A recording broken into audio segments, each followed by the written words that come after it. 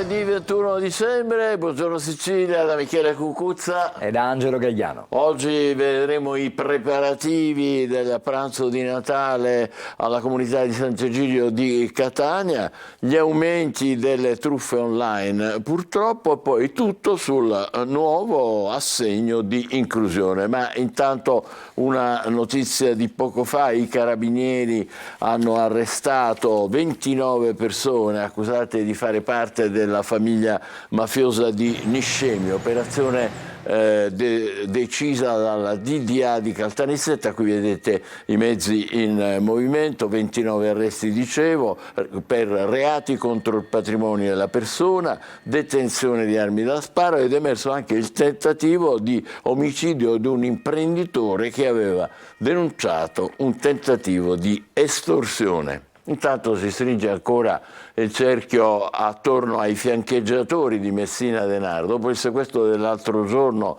dell'azienda agricola San Giuseppe Jato, adesso sono finiti in manette 3 imprenditori che finanziavano e coprivano la latitanza del boss nel Trapanese. Il capomafia a un certo punto aveva pure pensato di acquistare un covo sicuro in Tunisia.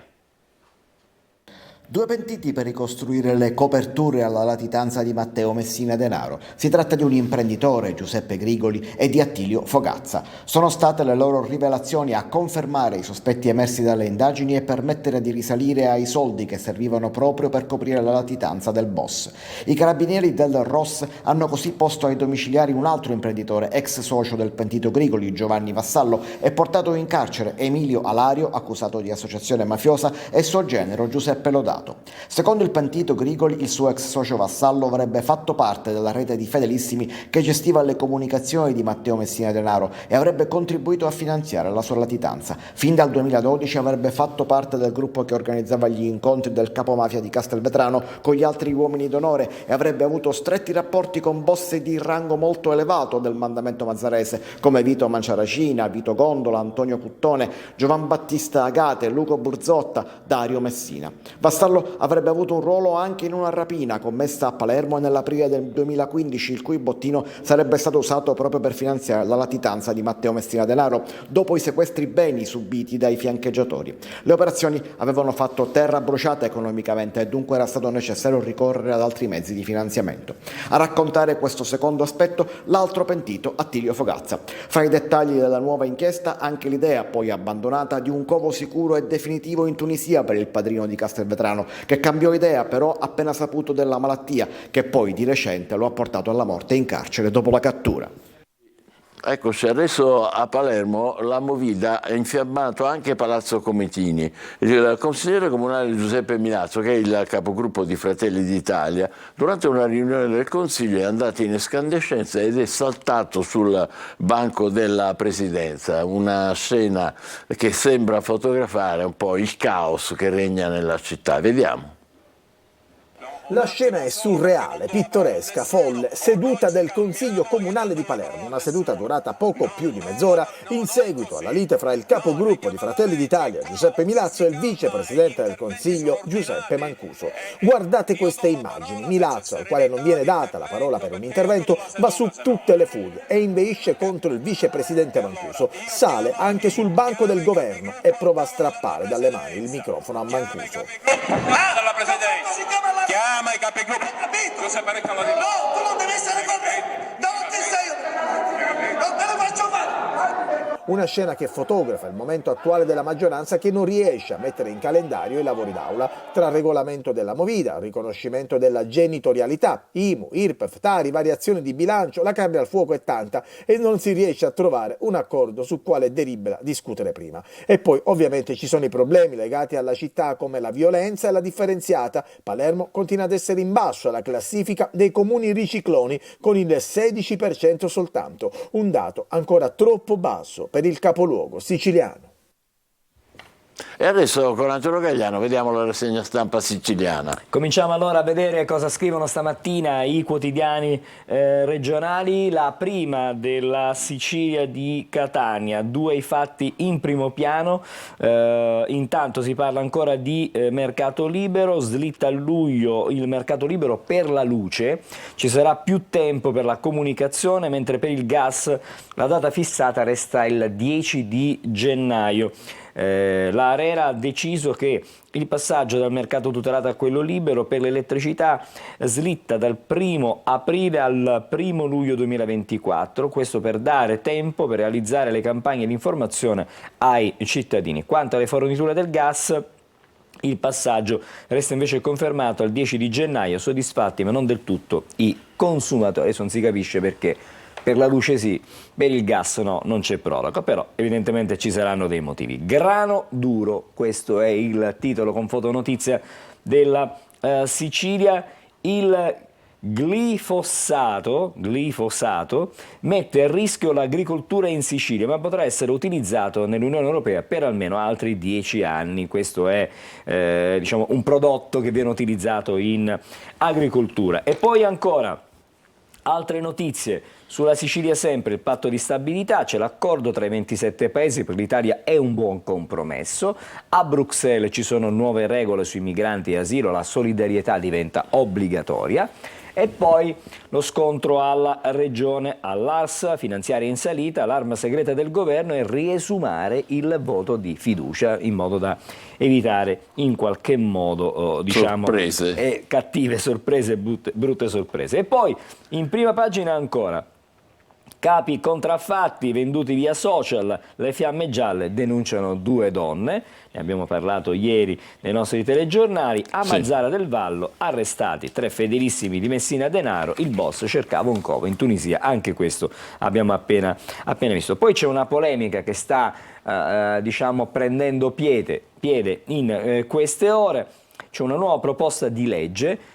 Non vietate il presepe a scuola, Fratelli d'Italia si intesta una nuova battaglia e vedremo quali saranno i risvolti di questa vicenda. E allora, a proposito di quanto abbiamo visto sulla prima pagina del quotidiano La Sicilia, sulla manovra già bagarra all'ARS, le opposizioni unite.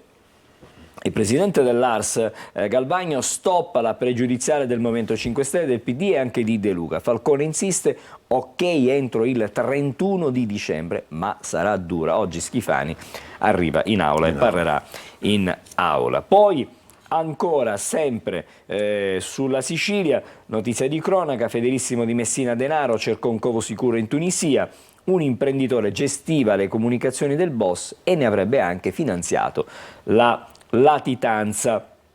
E poi ancora vedete la notizia di cui abbiamo parlato, abbiamo detto ieri, 2 donne denunciate a Siracusa, vendono capi contraffatti sui social, ma arriva la Guardia di Finanza.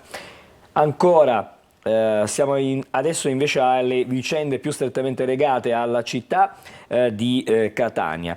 Comprooro nascondeva i propri acquisti. La Guardia di Finanza contesta 675 violazioni delle norme antiriciclaggio. Non sono insomma poche queste violazioni, ben 675 violazioni contestate con sanzioni pari a 13 milioni nel mirino e 52 milioni di euro al massimo. Sono questi i risultati di un servizio che è stato svolto dal Comando Provinciale della Guardia di Finanza nell'ambito di attività istituzionale volta alla tutela del sistema economico-finanziario, che ha portato ad eseguire un controllo nei confronti di un operatore professionale in oro e esercente altresì l'attività di compro oro al fine di verificare il corretto adempimento degli obblighi che sono previsti dalla normativa. E abbiamo visto che ci sono state diversi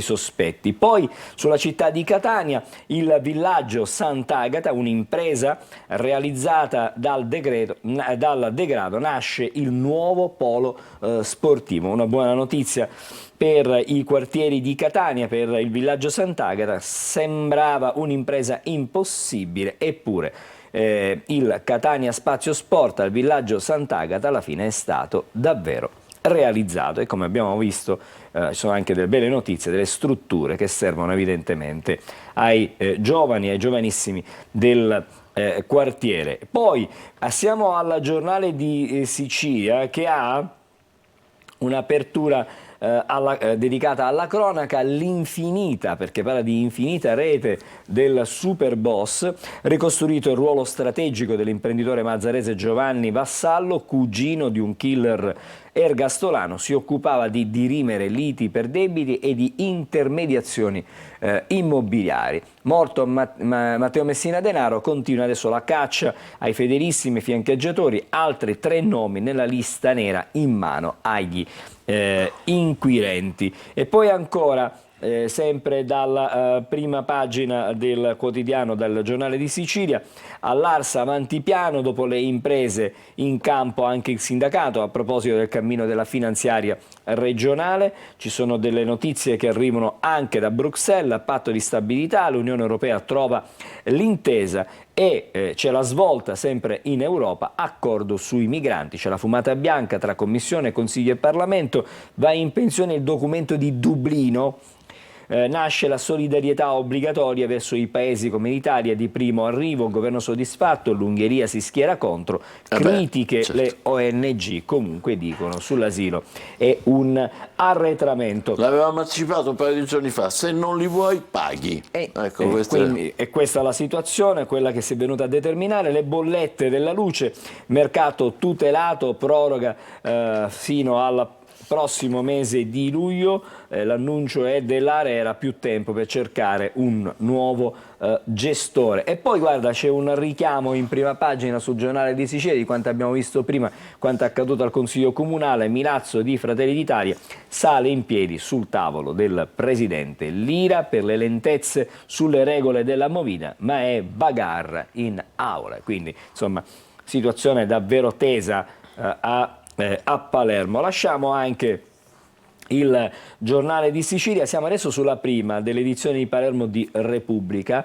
che ha un'apertura tutta sua. Si parla di energia e ambiente, il ritorno del business eolico, un paesaggio a rischio ed è scontro. 3 nuovi impianti previsti nel Belice, protesta a Sambuca, danni a viticoltura e turismo. Nel 2030 l'isola potrebbe arrivare a 2300 megawatt installati, diviso il fronte ecologista. Ma intanto c'è il no al ponte, la sinistra ritrova l'unità, annuncia anche la mobilitazione contro quella che è l'opera che si dovrebbe costruire sullo stretto di Messina. Non studio, non lavoro, ma pulisco. I NEET o i NEET si danno da fare per la città. E ancora, vedete il caso, come ti imbroglio, l'acquirente, la televendita truffa ora è sul web, ne abbiamo già parlato, comunque c'è un approfondimento. Negli anni 80 e 90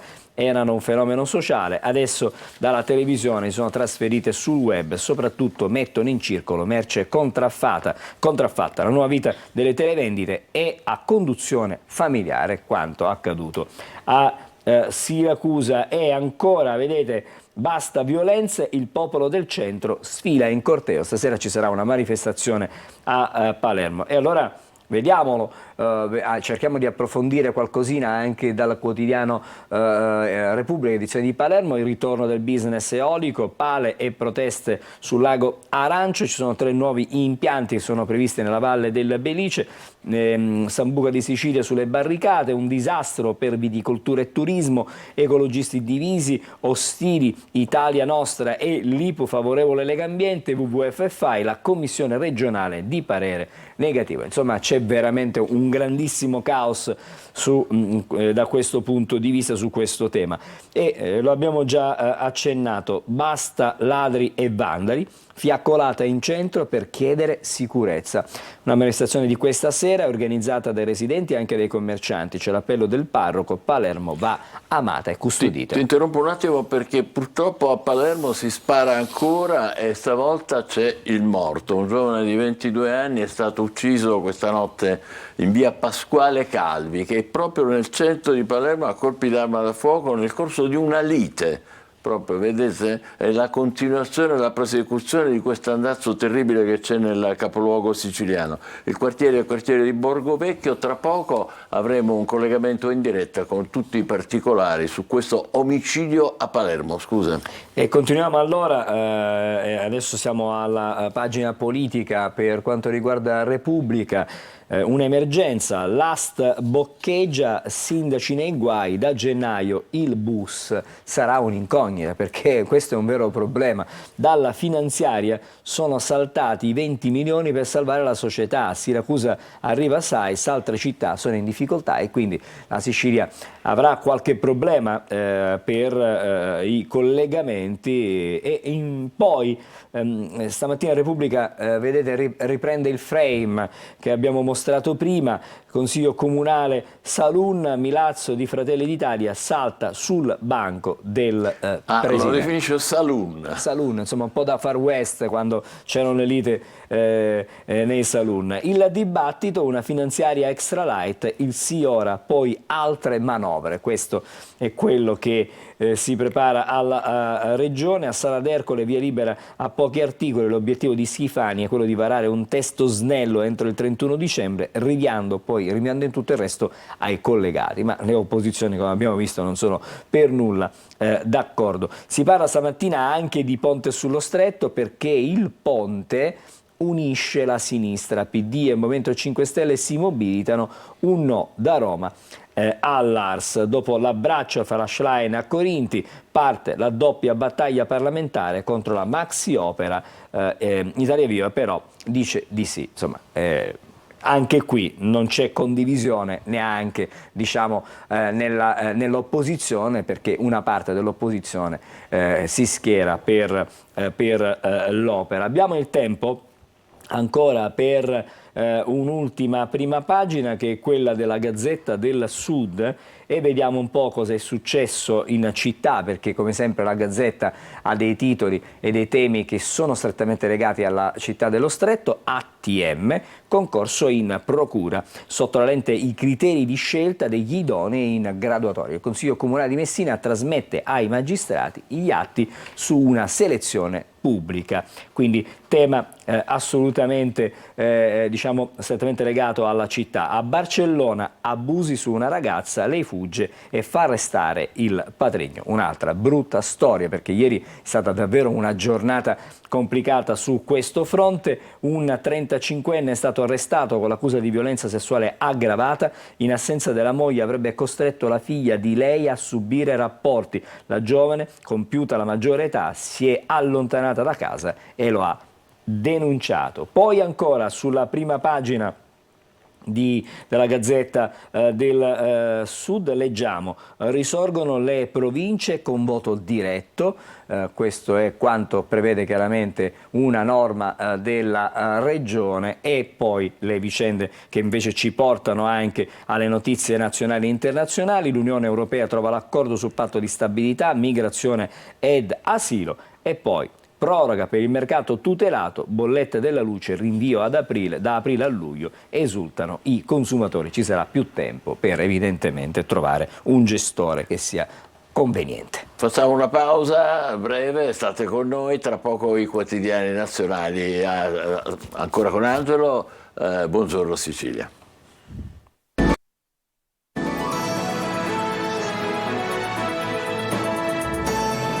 Buongiorno Sicilia, adesso la rassegna stampa dei quotidiani nazionali con Angelo Gagliano. Allora, stamattina cominciamo con Repubblica, come cambia l'Unione, patto Unione Europea, la resa di Meloni, i ministri delle finanze approvano la revisione dell'accordo di stabilità, vince l'intesa Parigi-Berlino, Roma cede sulla rimodulazione del debito, a prevalere è la paura dei mercati, tanto c'è freni, manterremo gli impegni senza tornare all'austerity, la Lega sulle barricate contro il via libera al MES, e quindi insomma all'interno della maggioranza nazionale stavolta c'è qualche bega da risolvere. L'Europa blinda i confini contro i migranti, aumentano muri e centri di detenzione. Questo è quello che scrive Repubblica stamattina. Poi La legge bavaglio, mafia, femminicidi e corruzione, le inchieste di cui non si saprà nulla, e su questo i giornali hanno diversi approfondimenti su questo tema. Sempre sulla prima pagina, assalto alla CGIL, condannati 7 esponenti di Forza Nuova. E ancora fotonotizia per le elezioni negli Stati Uniti, perché c'è un duro colpo per Donald Trump, che è escluso dalle primarie in Colorado, e quindi c'è uno stop da questo punto di vista. E poi al Senato la proposta di Fratelli d'Italia: sanzionare i presidi se tolgono il presepe. Questa è la prima pagina di Repubblica. Poi ancora siamo sul Corriere della Sera, temi pressoché simili, patto di stabilità e accordo, intesa anche sui migranti e asilo, Tajani, risultato importante, critico il PD. Diciamo che il Corriere è un più moderato, di maggiore equilibrio, mentre invece Repubblica dice che per l'Italia è una sconfitta. L'Unione Europea rivede i parametri sui conti, Giorgetti cose buone, altre meno, l'Italia ha ottenuto molto. Questo è quanto scrive il Corriere. Poi ancora, vedete, sulla prima pagina del Corriere Mattarella: nulla può dirsi scontato, la pace così come la libertà e democrazia. La libertà, dice ancora il Presidente, deve essere intesa come premessa di pace, giustizia, uguaglianza e democrazia, perché da lì discendono le istituzioni, l'equilibrio fra i poteri. Diciamo un richiamo anche a quanto sta avvenendo nel dibattito politico nel nostro paese. Tregua si tratta, Hamas per il momento dice no, Gaza ai negoziati, all'ONU, insomma ancora è in salita questa la nuova tregua. Assalto alla CGIL, condannati i capi di Forza Nuova. E poi il femminicidio di Treviso, Vanessa uccisa, sottovalutata la sua denuncia. Ancora? A parlare il PM. E quindi non è diciamo un conoscente, ma è il pubblico ministero. E poi altra brutta notizia che riguarda sempre le donne, ahimè. In Iran impiccata Samira, l'ex sposa bambina, aveva 32 anni, era accusata di aver ucciso il marito violento, e c'è stata l'esecuzione. Insomma, è davvero un continuo bollettino negativo di guerra da questo punto di vista per quanto riguarda le donne. Sulla Stampa, nuovo patto ai migranti, l'Europa adesso cambia. Profughi, solidarietà obbligatoria, multe a chi non accetta la ridistribuzione dei profughi. Poi la riduzione del debito sarà più leggera, sconto per 3 anni sul deficit, Giorgetti dice di sì. Anche qui si parla di Mattarella e le riforme, equilibrio dei poteri, garanzia di libertà, legge bavaglio e lite. E magari cercheremo di capire che cosa significa questa legge bavaglio e il divieto insomma di pubblicare parte di documenti della procura, che poi però fino al rinvio a giudizio tutto questo. Tutto materiale prima del processo, Prima quando del c'è un processo. rinvio a giudizio. Poi ancora, vedete, Trump in trappola, scrive stamattina la Stampa, perché la Corte del Colorado lo esclude dalle primarie. Per lui è davvero un durissimo colpo. La Samira, anche qui la baby sposa impiccata dai barbari, il titolo scelto questa mattina dalla Stampa. E poi anche qui si parla di femminicidi, vedete, se anche Vanessa poteva essere salvata, la riflessione che viene fatta dal quotidiano di Torino. La storia, Fratelli d'Italia, l'ultima boutade, presepe obbligatorio, scrive questa mattina la Stampa, e insomma c'è tanto chiacchiericcio sui giornali. Vediamo la prima pagina di Avvenire. Europa, la doppia stretta, scrive così il quotidiano di ispirazione cattolica, il quotidiano dei vescovi italiani. Nel nuovo patto di stabilità, criteri più rigidi su deficit e debito, Meloni rammarico su alcuni punti ma migliorativo, la riforma del diritto d'asilo non modifica le norme di Dublino, ricollocamenti solo volontari o contributi finanziari. Al contrario di quello che avevamo letto, che Dublino era andato abbandonato, era finita, invece no. Evidentemente letture diverse e concezioni anche diverse della vicenda. Samira impiccata nell'Iran dell'orrore. La donna aveva ucciso l'uomo che era stata costretta a sposare a 15 anni e che la maltrattava. Questa è un'altra bruttissima vicenda, un'altra bruttissima storia che arriva dall'Iran. E il giorno dei patti, scrive il giornale, compromesso sulla stabilità, l'Italia firma e strappa un successo sull'immigrazione, il governo dell'Europa e poi ancora polemiche con il Papa benedice l'indagato Casarini, udienza in Vaticano per Mediterranea, quindi questa foto, uno scatto dell'incontro tra il Papa e l'ONG di Luca Casarini. Dalla parte delle donne di Islam, la sposa bambina impiccata in Iran, anche qui il tema è ricorrente, e poi se per Trump la squalifica è quasi un assist. Una riflessione al contrario per quanto riguarda l'esclusione di Donald Trump dalle primarie in Colorado. Titolo del Fatto Quotidiano stamattina piuttosto forte: i finti sovranisti proni ai falchi dell'austerità. Cioè, ci va duro il Fatto Quotidiano. Pacchia finita per noi e Salvini minaccia Giorgetti sul MES. La resa a Berlino, vince l'asse Germania-Francia, il governo Meloni ottiene solo un occhio di riguardo fino al 2027, quando finirà la legislatura. Questa la lettura fatta dal Fatto Quotidiano. Poi ancora il Messaggero, accordo sul patto di stabilità, via libera unanime all'Ecofin, il debito più flessibile, l'Italia evita la stretta fino al 2027, Meloni buon compromesso, resta il rammarico per avere escluso dalle regole gli investimenti. E poi migranti, l'Europa ha trovato l'intesa, solidarietà obbligatoria e più controlli per quanto riguarda il mercato tutelato. Luce, slitta alla fine del mercato tutelato, proroga a luglio per informarsi meglio. Vanessa, fermato l'ex già denunciato, mea culpa dei PM. Ipotesi premeditazione per il femminicidio, i giudici, il caso non sembrava urgente. Questo è...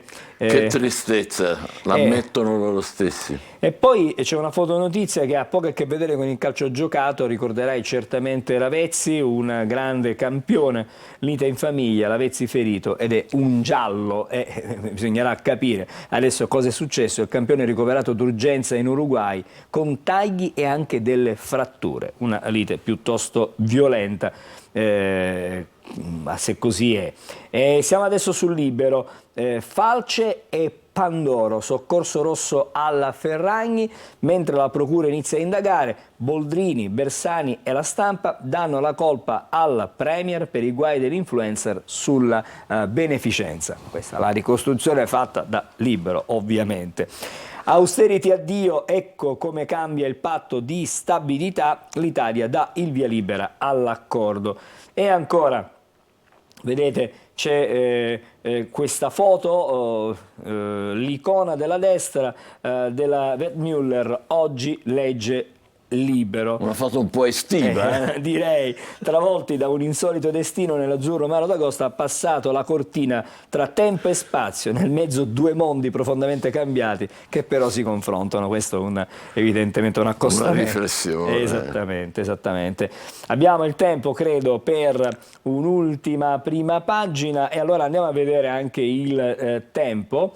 Compromesso di stabilità, la battaglia dei conti, intesa tra i 27 Stati europei sulle nuove regole di bilancio, il rigore si ammorbidisce, meno vincoli per rientrare nei parametri di Maastricht, spese militari fuori dal deficit, Meloni soddisfatta, risultato di buonsenso, oggi prova sul MES. E poi ancora l'ultima crociata inutile di Boldrini, 136 firme per farsi chiamare deputata.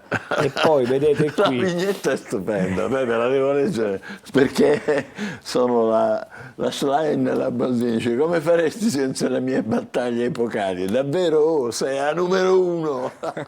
E ci fermiamo qui stamattina per la rassegna stampa con una risata così per alleggerire un po' purtroppo le notizie drammatiche anche che ha letto Angelo. Ci fermiamo, guardiamo com'è il tempo oggi e poi dopo subito il primo ospite della comunità di Sant'Egidio. State con noi, buongiorno Sicilia. Un saluto e ben ritrovati da Fabio D'Alio di Trebi Meteo. Nella giornata di giovedì tempo sull'Italia si manterrà per lo più soleggiato al centro-nord, mentre una maggiore presenza nuvolosa è attesa al sud, con anche qualche piovasco tra la Puglia, il Molise, ma poi entro la fine del giorno anche sul comparto siciliano. Infatti la giornata sarà più soleggiata sulle province meridionali, mentre sul comparto tirrenico nel corso del pomeriggio sera aumenterà la nuvolosità con qualche piovasco non escluso. Temperature diurne sempre abbastanza gradevoli, punte massime fino a 15-17 gradi, di notte al mattino resta sempre un po' freddo, specie sulle zone interne e montuose dell'isola. Uno sguardo poi alla giornata di venerdì, quando avremo comunque una forte ventilazione di maestrale che si farà sentire specie sui settori occidentali dell'isola, con una frequente nuvolosità e anche qualche goccia di pioggia non esclusa. Tempo migliore invece verso il siracusano e il ragusano. Temperature che tenderanno a salire localmente nei valori massimi, con punte anche vicine ai 18-20 gradi proprio sul comparto sud-orientale della regione.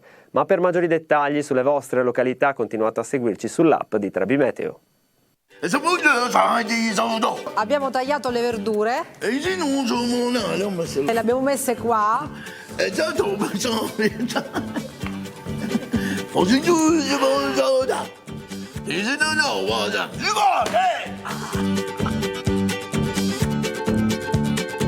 Fai assaggiare un goccettino? Ma che bontà!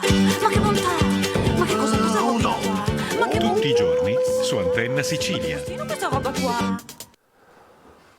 Buongiorno Sicilia, adesso parliamo di un'iniziativa importante in vista del Natale, il pranzo di Natale della comunità di Sant'Egidio. Lo facciamo con il dottor Sebastiano Mignemi, magistrato che fa parte della comunità, una comunità che come sapete fa festa con i poveri anche quest'anno e dove è possibile fare anche delle donazioni, visti i tempi anche online, è vero dottore? Certo. Sì, noi come ogni anno quest'anno organizziamo a Catania, come in tutto il mondo, il pranzo di Natale, che non è voglio dire subito, non è un pranzo di beneficenza, è una festa di gioia e di speranza che noi vogliamo condividere con i nostri amici, che noi chiamiamo gli amici della strada, gli ultimi, i più fragili, i bisognosi, gli anziani degli istituti, quelli che vivono nei dormitori, perché nessuno sia lasciato mai solo. E lo fate nella chiesa di San Nicola all'Arena? Lo facciamo nella chiesa di San Nicola all'Arena, parteciperà anche l'arcivescovo di Catania, e parteciperanno anche saranno nostri ospiti altre realtà come la Locanda del Samaritano, come alcuni ospiti di alcuni dormitori del comune di Catania. Sarà un pasto per oltre 500 persone. Siamo partiti da Trastevere nel 1982, quando per la prima volta fu organizzato il pranzo di Natale. I primi ospiti furono 40 persone e siamo arrivati ora a organizzarlo in tutti i continenti, possiamo dire, contentissimi ospiti. Perché poi di Sant'Egidio fanno parte professionisti come lei, è vero? Siete in tanti? Sant'Egidio è un'organizzazione che ci raccoglie tutti, cioè senza distinzione di ruoli, professioni, funzioni e dico anche religioni, perché noi teniamo degli ottimi rapporti anche con la comunità islamica, che sarà presente anche al pranzo di Natale. E questo è molto bello, molto importante, visti anche i tempi. Sì, appunto, visti i tempi dobbiamo fare una festa di gioia e di speranza in questi tempi che le luci brillano in città, ma comunque restano tempi tristi, perché abbiamo la guerra in Europa, abbiamo tante guerre vicino, il Medio Oriente è un nuovo focolaio di guerra, in Africa ci sono tante situazioni drammatiche di cui il Papa parla spesso. Ne parla il Papa e noi quasi le ignoriamo, perché sono cose minori, le consideriamo minori. Le consideriamo minori, però il Papa ci invita a pregare, il Papa ci invita a servirci della forza della preghiera e noi in questo, noi cristiani, lo seguiamo. E dicevamo, dottore, come possiamo partecipare? Magari non possiamo partecipare fisicamente, ma vorremmo dare un contributo. No, intanto si può partecipare fisicamente, perché si può. Il 25 chi volesse all'1 si può presentare alla chiesa di San Nicola e può aiutare a servire i tavoli. È un pranzo in cui chi serve si confonde con chi è servito, cioè è un momento di condivisione, perché noi mentre serviamo ci sediamo al tavolo con i nostri amici, pranziamo con loro, parliamo con loro, ci divertiamo con loro.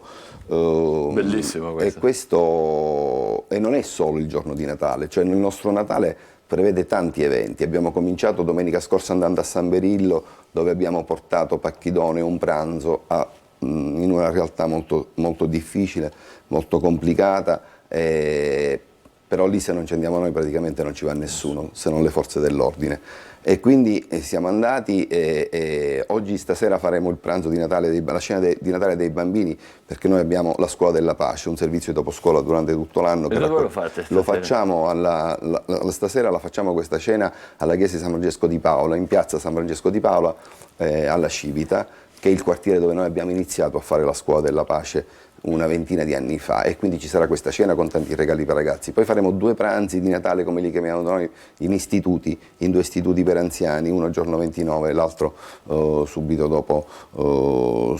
dopo Capodanno. Poi abbiamo fatto un Natale nel carcere, siamo andati al carcere di Gela e abbiamo incontrato i detenuti, abbiamo fatto un pranzo di Natale con loro ed è stato molto bello.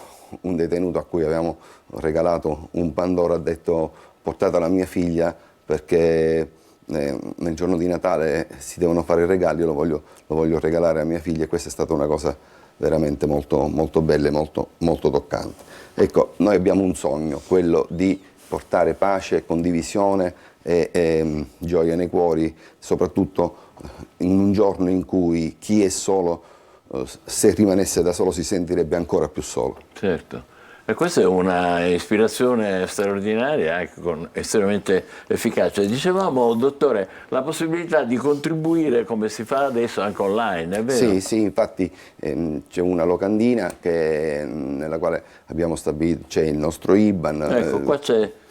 Si possono fare dei doni, si possono portare anche dei doni presso la nostra sede, dei regali che noi appunto impacchettiamo. Infatti lì c'è l'Iban, scusi se lei interrompo, dottore, sì, lì c'è l'Iban e ci sono se anche aguzzate la vista riuscite degli anche a vederlo. oggetti che si possono portare presso la nostra sede, perché tutti riceveranno un dono. Tutti quelli che parteciperanno al pranzo di Natale ciascuno riceverà un dono, che è un pacco dove noi mettiamo un oggetto di abbigliamento, una barretta di cioccolato, insomma alcune cose per fare in modo che sia ancora più gioiosa quella festa. Questi qua sono i pacchi? E questi sono i pacchi, sì, oltre 500 pacchi che abbiamo in questi giorni preparato alla comunità di Sant'Egidio, pronti per essere trasportati. Questa è la chiesa di Santa Chiara in via Garibaldi, ora poi li porteremo alla chiesa di San Nicola. Dove... Tutto questo è meraviglioso, dottore, avete una macchina organizzativa impressionante.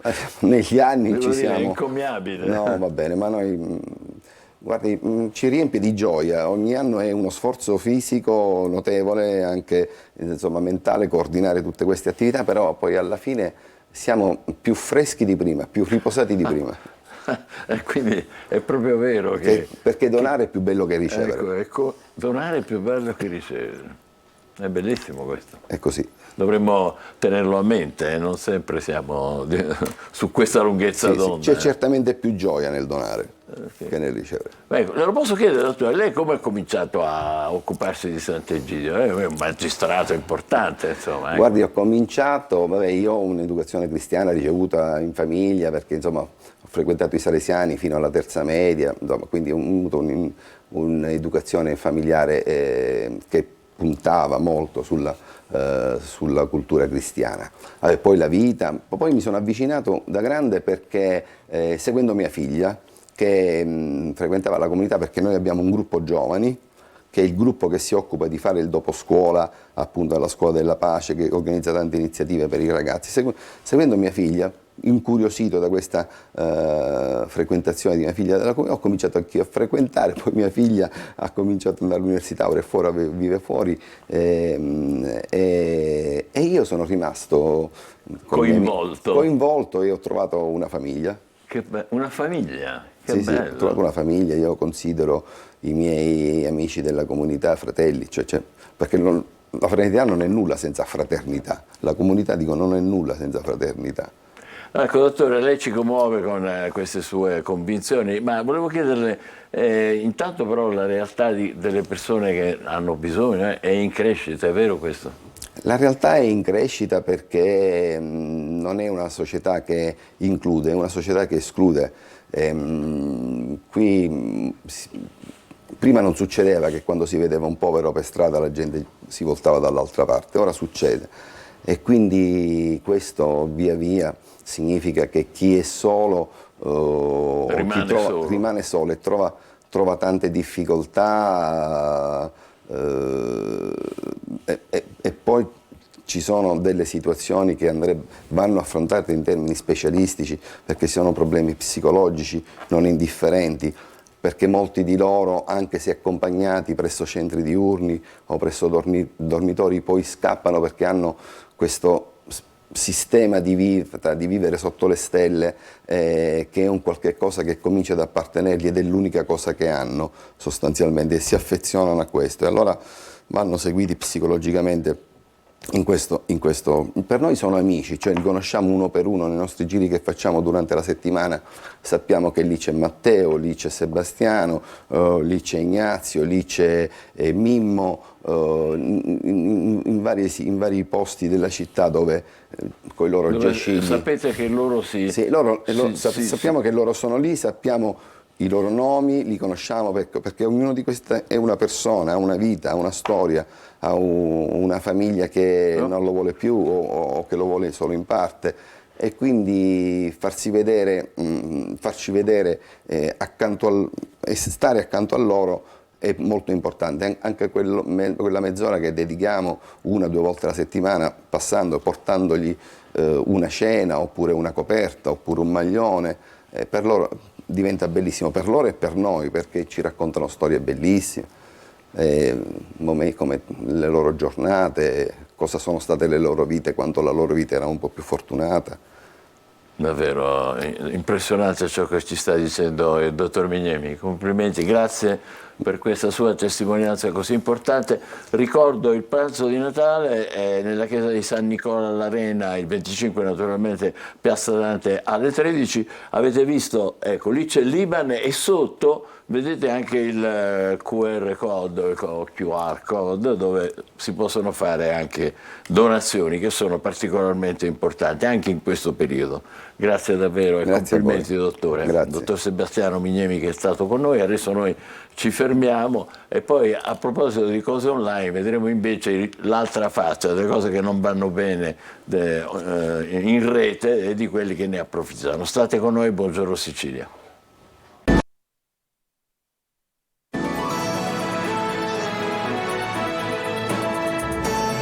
Buongiorno Sicilia, parliamo delle truffe online sempre più frequenti. È con noi il capitano Mirko Guerriello, che è il comandante della compagnia di Noto del Comando Provinciale dei Carabinieri di Siracusa. Benvenuto, grazie per essere con noi.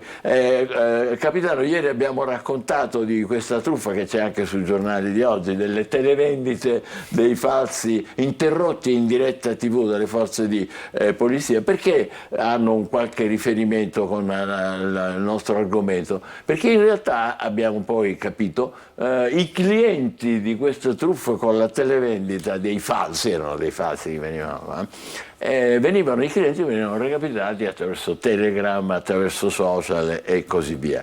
E allora adesso vi dico dei dati che sono veramente inquietanti. In Italia le truffe informatiche nel 2020, è un dato non recentissimo, però ci dà un'idea, sono state quasi 250.000 in Sicilia, 250.000 truffe online in Sicilia, quasi 20.000 in Sicilia, e a Siracusa quasi 2.000. Perché Siracusa più delle altre? Ma allora, sicuramente c'è una minore attenzione da parte degli utenti a quella che è la dimensione proprio informatica. Sul web forse ci sentiamo tutti un pochettino sicuri di quello che facciamo, quindi sottovalutiamo il pericolo che in realtà è sempre dietro l'angolo.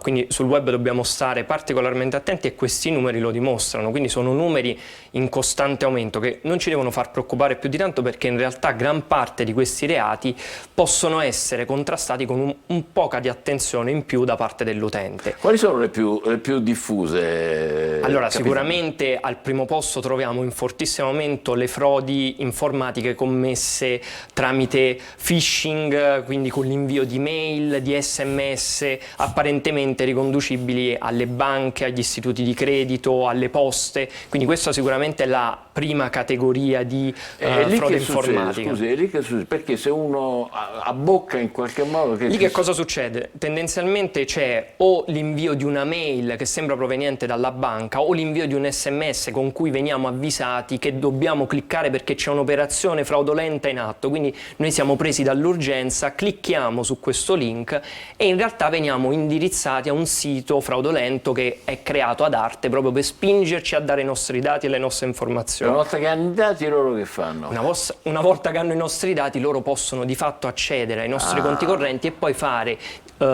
disposizioni, bonifici, operazioni fraudolente con i nostri conti correnti. Quindi sicuramente il primo consiglio è quello di mai cliccare, sembra un consiglio banale, ma purtroppo talvolta presi dalla routine quotidiana, dall'urgenza, dalla fretta, dalla distrazione, anche dalla curiosità, siamo portati a cliccare su questi link. E siamo noi stessi che gli diamo, siamo noi stessi che gli forniamo i dati, per farci fregare. Esattamente. Mamma mia. Poi abbiamo i punti della diffusione, no? 60% almeno una volta. Cioè, la stragrande maggioranza degli italiani, 60%, noi che ci consideriamo un popolo, diciamo, sveglio, no?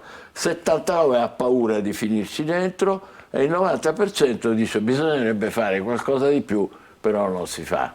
Allora, come dicevamo all'inizio, i dati sono in costante aumento e sono trasversali, veramente riguardano tutte le categorie, andiamo dai più giovani fino anche ai professionisti e alle persone più anziane, questo proprio perché può capitare a tutti il momento di distrazione.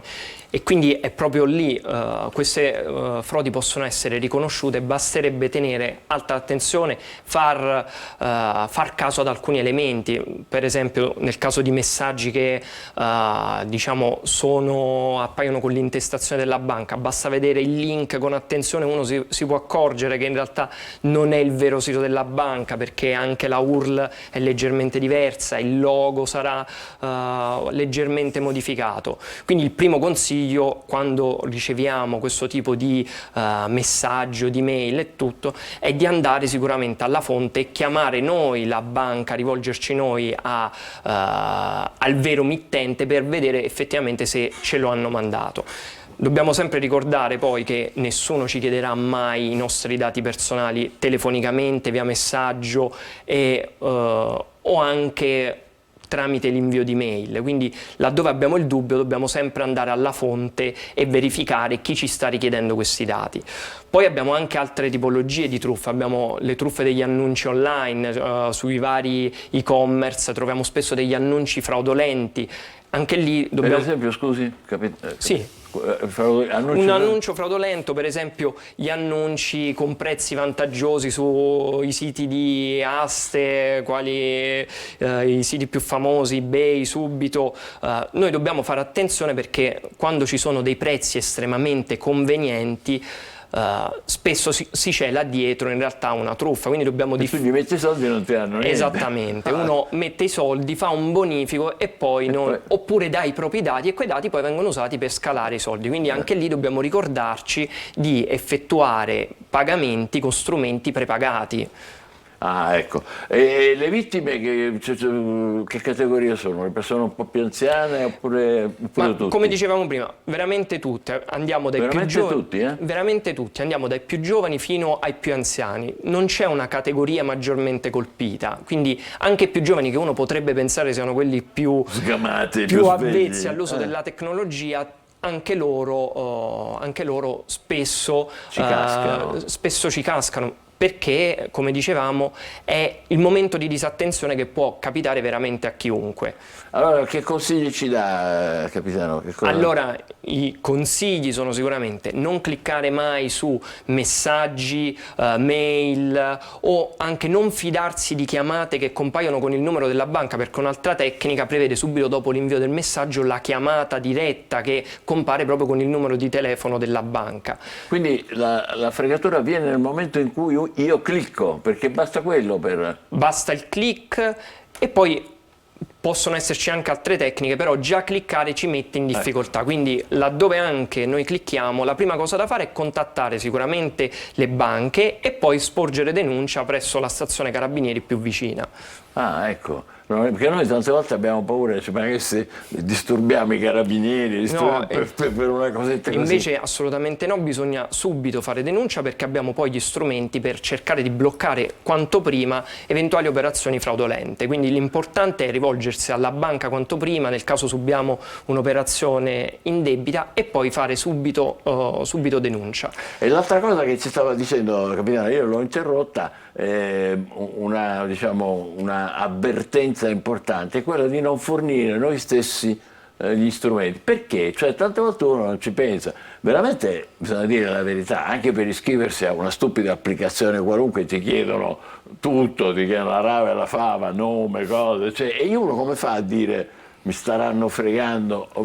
No, è normale. Ma allora noi dobbiamo sempre ricordare che tutti i dati che pubblichiamo online possono poi essere utilizzati contro di noi, quindi potrebbero un domani diventare pubbliche. Faccio un esempio: durante le festività sarebbe buona norma non pubblicare neanche online foto relative ai propri spostamenti, perché quell'informazione che apparentemente è insignificante potrebbe essere utilizzata da qualcuno magari per entrare dentro casa e farmi un furto. Quindi bisogna stare molto attenti a quello che si pubblica online, e spesso noi non abbiamo la piena consapevolezza che tutto quello che pubblichiamo in rete può in realtà essere utilizzato contro di noi. Siamo spinti talvolta a dare tutti i nostri dati, a darne anche di più, invece dobbiamo essere un po' gelosi di quelli che sono i nostri dati personali. Questo è il consiglio che mi sento di dare, che spesso, proprio perché siamo spinti a pubblicare, i social network sono ormai diventati parte integrante della nostra quotidianità, siamo spinti però a dare più dati di quelli che in realtà sono necessari. Sì. E poi anche questa mania che ormai è praticamente irrefrenabile di farsi le foto, quella può essere pericolosa, persino quella. Anche lì può essere estremamente pericolosa, perché un'altra categoria, diciamo, di reato particolarmente diffusa è quella delle cosiddette truffe sentimentali o anche estorsione a sfondo sessuale. Che cosa succede? Spesso gli utenti vengono contattati, faccio un esempio, sui social network principali da profili di persone avvenenti con cui vengono spinti a condividere proprie foto, magari anche in atteggiamenti intimi, e poi quelle foto vengono utilizzate per ricattare le persone. Quindi anche lì dobbiamo stare particolarmente attenti a non condividere foto sensibili, mai condividerle. Ecco, il consiglio, questo è quello che possiamo dare. Fotosensibili che vuol dire, capitano? Ma fotosensibili intendo foto in atteggiamenti magari intimi o comunque sessualmente espliciti. Abbiamo tantissime denunce di persone che hanno condiviso purtroppo queste foto che poi sfuggono di fatto dal loro controllo, perché una volta che io ho pubblicato, ho condiviso una foto, non ne sono più di fatto il proprietario. E quindi quella foto può essere usata eventualmente anche contro di me, e abbiamo tantissimi casi di persone che denunciano di essere vittime di richieste poi estorsive perché hanno pubblicato, presi dal momento di leggerezza e dalla fiducia che avevano in un'altra persona, hanno diffuso delle proprie foto estremamente personali. Quindi bisogna stare molto molto attenti. Abbiamo dei dati sulle somme, perché l'FBI ha detto che, credo facendo un calcolo generale, parla di 10 miliardi di dollari, no? Sì, di dollari che sono stati rubati in questa maniera. Noi abbiamo dati più locali. Ma allora sicuramente è possiamo dire, è un settore la cui crescita è esponenziale. È stimabile in almeno 1 miliardo anche di euro anche a livello europeo. Diciamo anche 1 miliardo in Europa? Sì, almeno.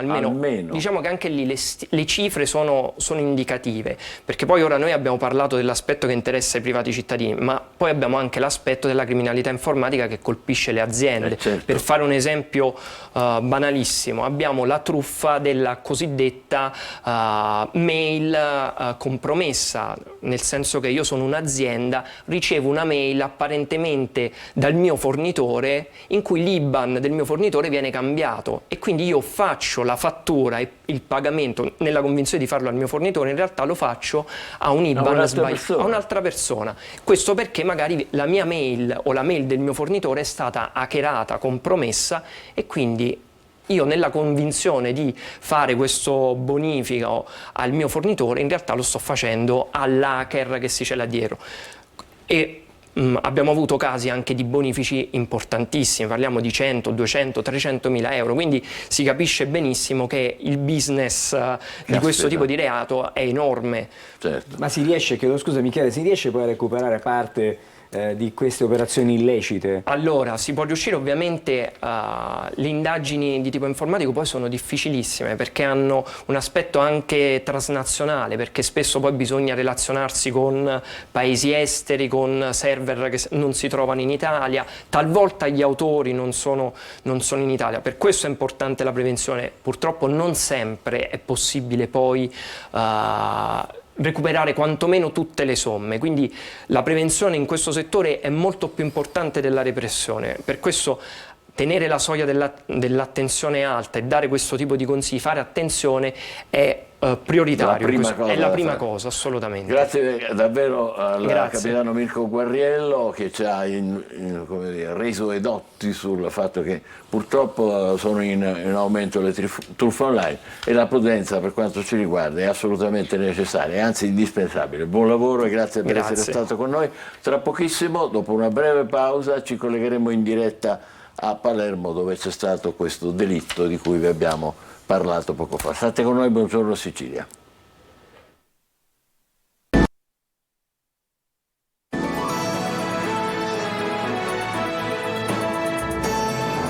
Buongiorno Sicilia, il fatto delle ultime ore, un omicidio purtroppo a Palermo, colpi di arma da fuoco contro un giovane di 22 anni, ma sentiamo i particolari da Marco Gullà che è collegato in diretta. A te Marco.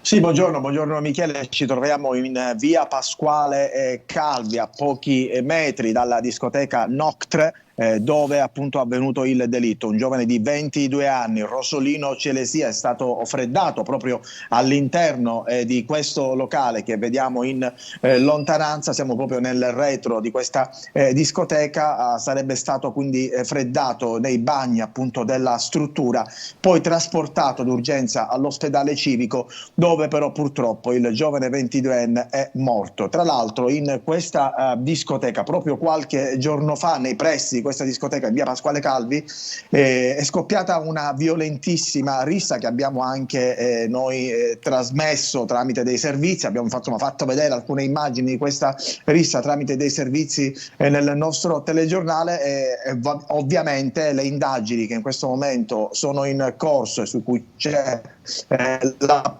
polizia sicuramente metteranno dentro anche questo tassello di questa rissa che c'è stata nei giorni scorsi. Quindi un omicidio assolutamente brutale che sta ulteriormente sconvolgendo la città di Palermo. Proprio ieri il sindaco del capoluogo siciliano Roberto Lagalla aveva detto in un'intervista: Palermo non è il Bronx. Beh, il Bronx intanto è cambiato, però diciamo subito che ci sono troppi episodi di violenza, risse, furti, vetrine, che sono culminati con l'omicidio di un giovane 22enne. Marco, scusami, abbiamo capito bene, ma l'omicidio è avvenuto dentro la discoteca? Sì, l'omicidio è avvenuto dentro la discoteca. Infatti, se vi posso anche mostrare, vediamo se riesco, ecco qua, c'è la scientifica proprio al lavoro in questo momento, proprio nel retro della discoteca. Ci sarebbero stati esplosi dei colpi di pistola sia all'interno che all'esterno. Infatti la scientifica è al lavoro incessantemente già da ieri sera, da ieri notte, lo possiamo anche vedere nelle immagini. Stanno ovviamente cercando di capire soprattutto cosa è successo. Sono ovviamente momenti abbastanza concitati qui in via Pasquale Calvi.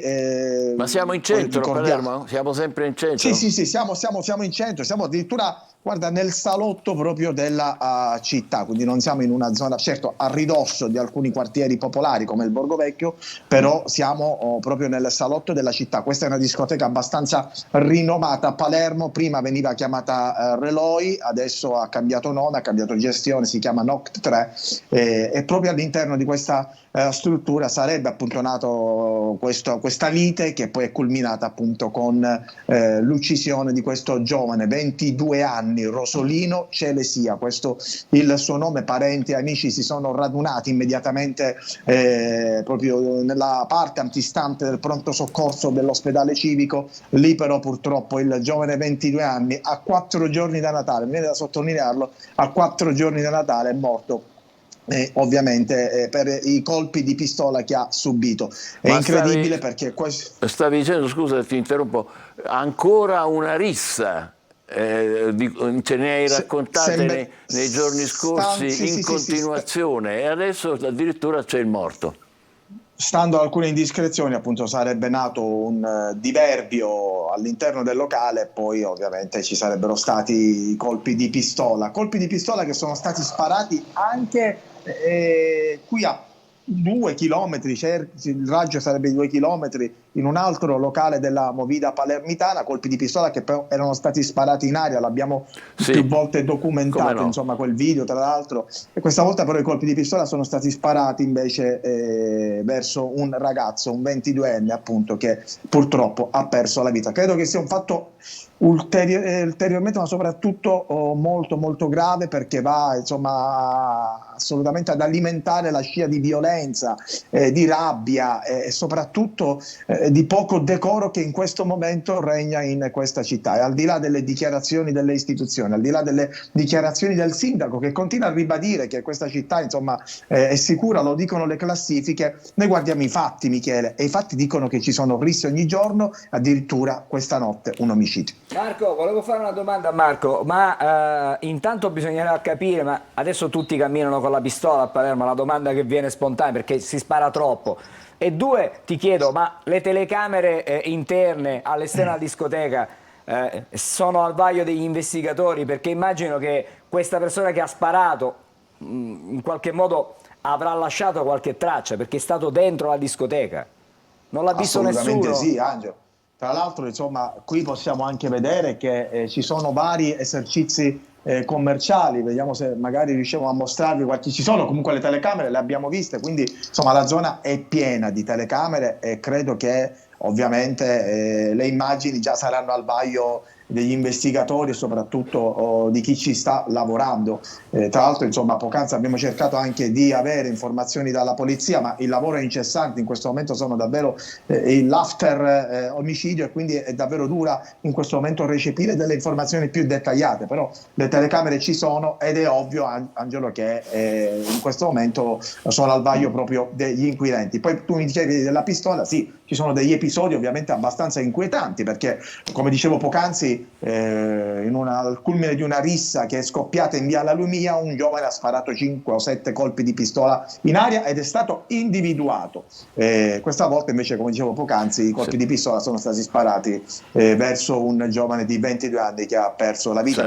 Scene drammatiche davanti all'ospedale, ci raccontano parenti in lacrime, ovviamente amici che piangevano davanti appunto l'ospedale, il pronto soccorso dell'ospedale civico. Sono scene insomma che a 4 giorni dal Natale non vorremmo mai sono facilmente immaginabili. L'ultima domanda che ti faccio, Marco, naturalmente è un po' presto, ma da quello che tu hai raccontato saremmo di fronte, come dire, a ancora una rissa fra gruppi di giovani, cioè non particolarmente coinvolti nella malavita, è così? Guarda, Michele, ci sono delle indiscrezioni abbastanza contrastanti tra di loro, addirittura una prima agenzia diceva che l'omicidio fosse avvenuto non in discoteca ma nei pressi della discoteca, invece abbiamo lavorato, abbiamo soprattutto avuto la conferma che invece l'omicidio è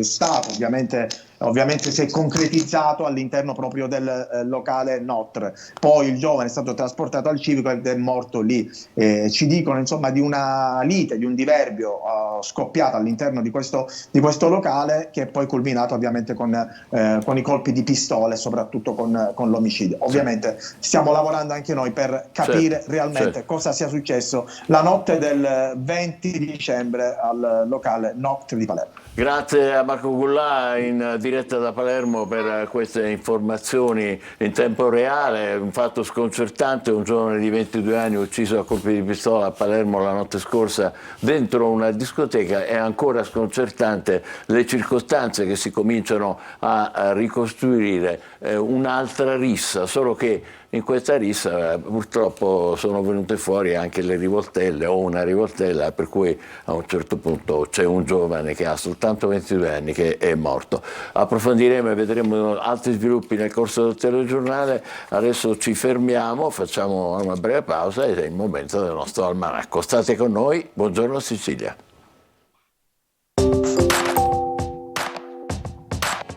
Pratici, comodi e non c'è contesto a cui non possano adattarsi. Ovviamente stiamo parlando dei jeans. Ma quanto spesso dovremmo lavarli per evitare di rovinarli? Va da sé che se li usiamo per una gita in campagna, una bella lavata è d'obbligo. Al contrario, se indossiamo i jeans per andare a fare la spesa, possiamo anche evitare di lavarli dopo ogni utilizzo. Stando a quanto suggerito dagli esperti, andrebbero usati da 3 a 10 volte prima di metterli in lavatrice. L'alfabeto cinese mandarino è fatto di simboli e per poter comunicare e leggere un giornale bisogna conoscere almeno 3000 simboli. E poi esistono 4 diversi tipi di intonazione per distinguere parole che hanno lo stesso suono. Insomma, quando ci lamentiamo di dover imparare l'inglese, pensiamo a chi deve imparare il mandarino. L'espressione fare le scarpe è usata per indicare il danno o l'ingiustizia che qualcuno subisce per essere stato rimpiazzato da un'altra persona. Le origini di questa frase sono un po' controverse. Alcuni sostengono che derivi dal gergo militare, poiché si diceva che le scarpe dei soldati deceduti venissero poi riutilizzate dai vivi. Altri invece collegano questa espressione alle usanze del 1700 di vestire i defunti con calzature fatte appositamente.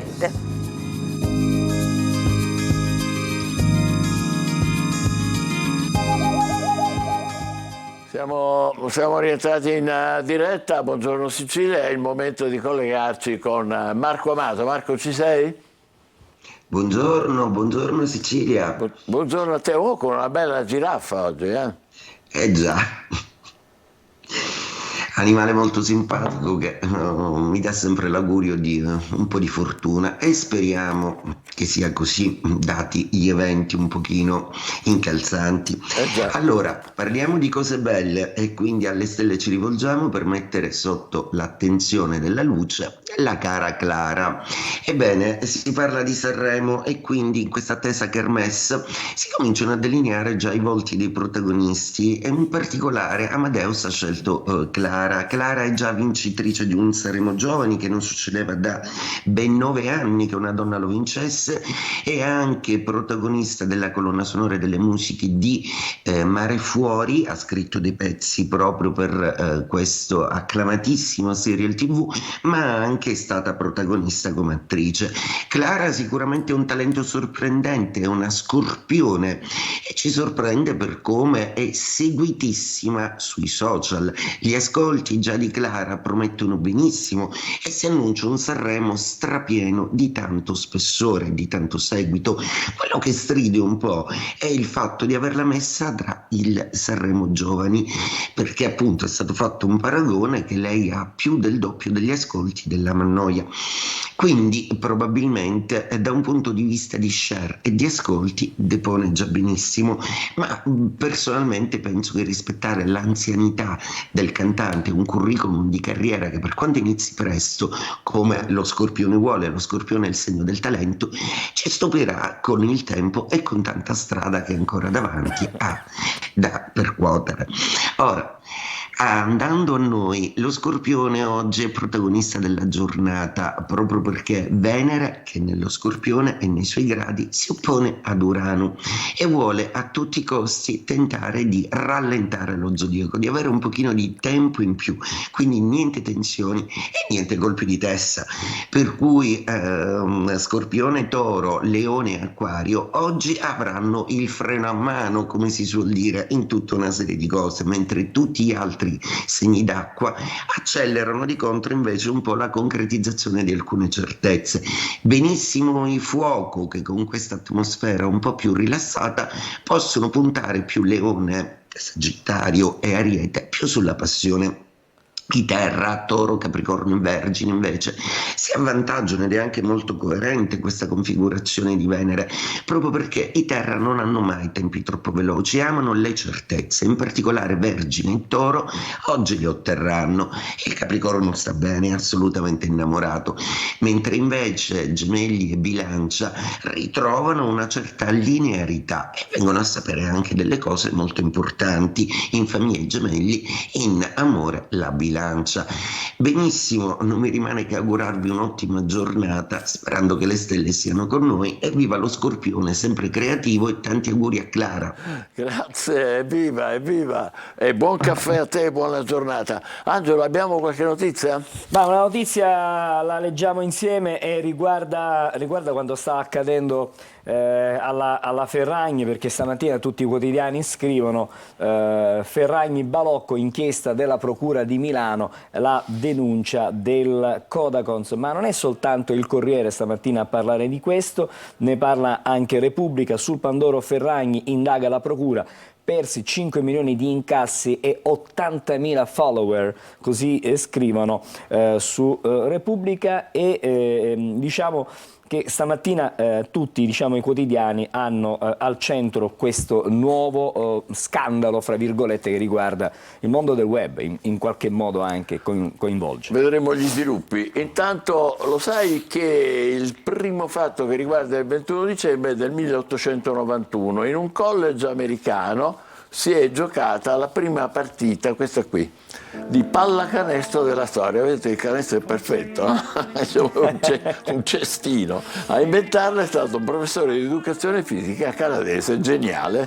Poi il 21 dicembre del 1898 è una data ricordata dalla scienza perché, vedete, i Curie, Marie e Pierre, scoprono il radio, un elemento che emette radiazione, e da lì poi tutto quello che ne è seguito. Pochi anni dopo, nel 1900, un'altra scoperta scientifica cambiò il corso della medicina, quella dei gruppi sanguigni, avvenuta grazie al medico austriaco Karl Landsteiner, che gli valse il premio Nobel. E come non ricordare il primo lungometraggio della Disney, Biancaneve e i 7 nani, uscì nelle sale il 21 dicembre del 1937, dopo 3 anni di lavorazione, un budget, devo dire, stellare di $1,5 milioni di dollari. Ma certamente ha avuto il suo perché, perché naturalmente è ancora diciamo, in circolazione nei nostri giorni.